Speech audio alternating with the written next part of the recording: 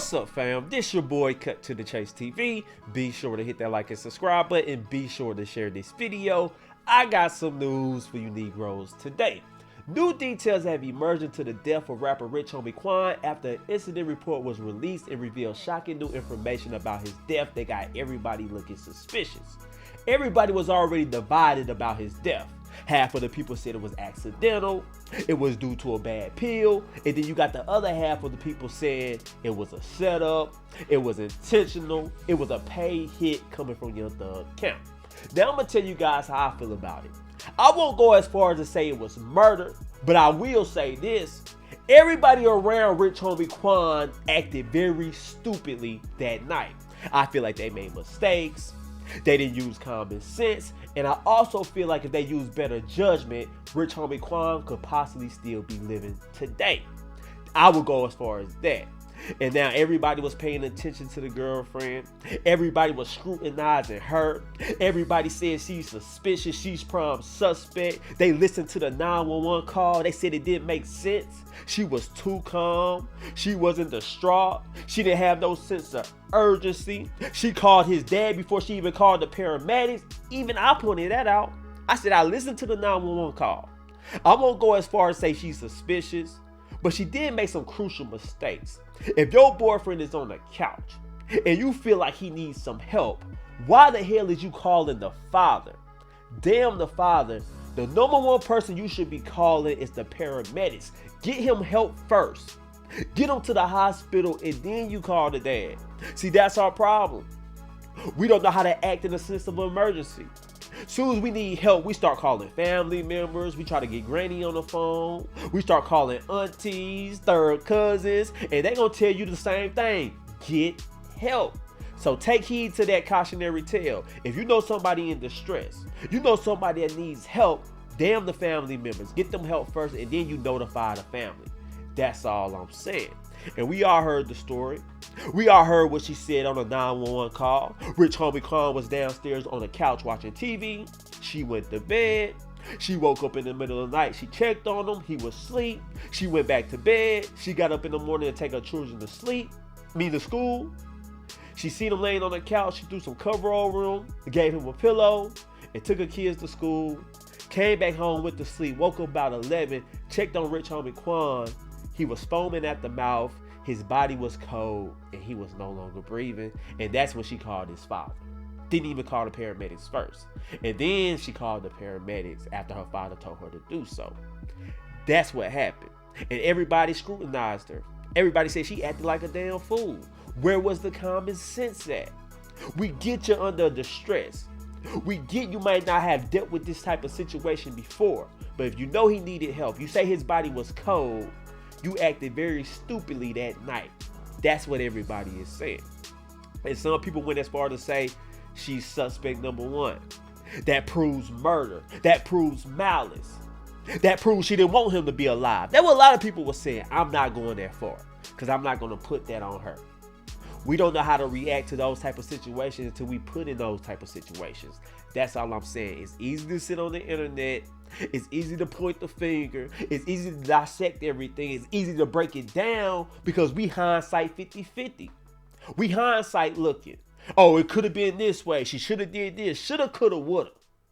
Until you know how to react in real time, until you faced in that situation, you don't really know how you're going to react. So a lot of people saying she was prime suspect number one. And those are the reasons they gave. Up until the incident report was released. And I'll be honest with you guys. Rich Homie Quan brother looks suspicious as hell. Because the incident report state that Rich Homie Quan brother found him laying in the kitchen with food hanging out his mouth, and he just thought he was asleep. Picked him up, threw him on the couch, and went back upstairs. That's what it said. Now, I'm going to say this. You a grown ass man. You should know if somebody is breathing or not. If I'm a dude, I'm living with my brother. I go downstairs in the kitchen. His ass is on the floor. Food hanging out his mouth. I'm shaking him. Hey, bro, shake back. What's up? What's going on? That's very unusual, bro. Even if you get drunk, Even if you on them pills, we know how them pills do. I seen niggas take pills, they be nodding off, mid-sentence, be drifting. Have you ever seen somebody on the pill? They drift, but you know whether they breathing or not. So I can't really understand how you can pick somebody up, put them on a couch, and not know that they was in distress, not know that they wasn't breathing. That's all I'm saying. But anyway, I'm going to read you guys the incident report, and we're going to break it down some more. Let's go.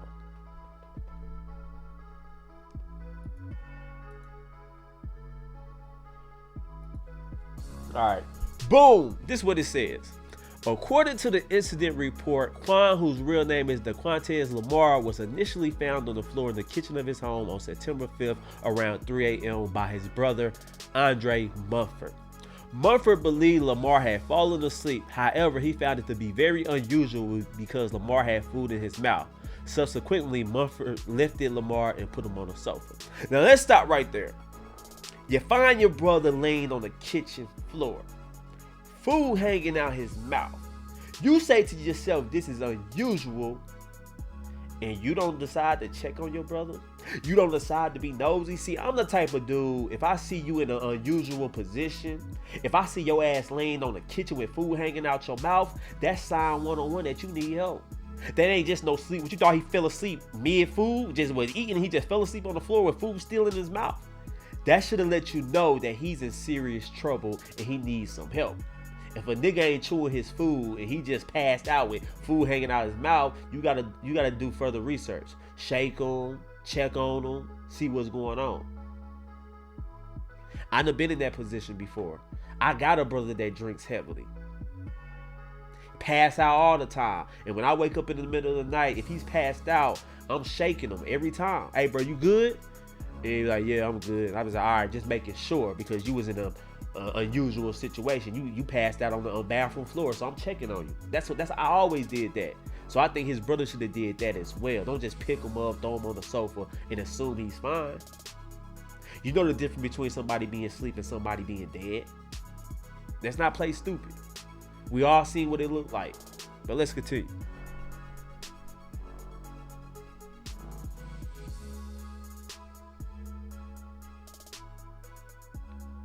It say around 6:45 a.m., Lamar's girlfriend, Amber Williams, woke up and saw Lamar asleep on the sofa.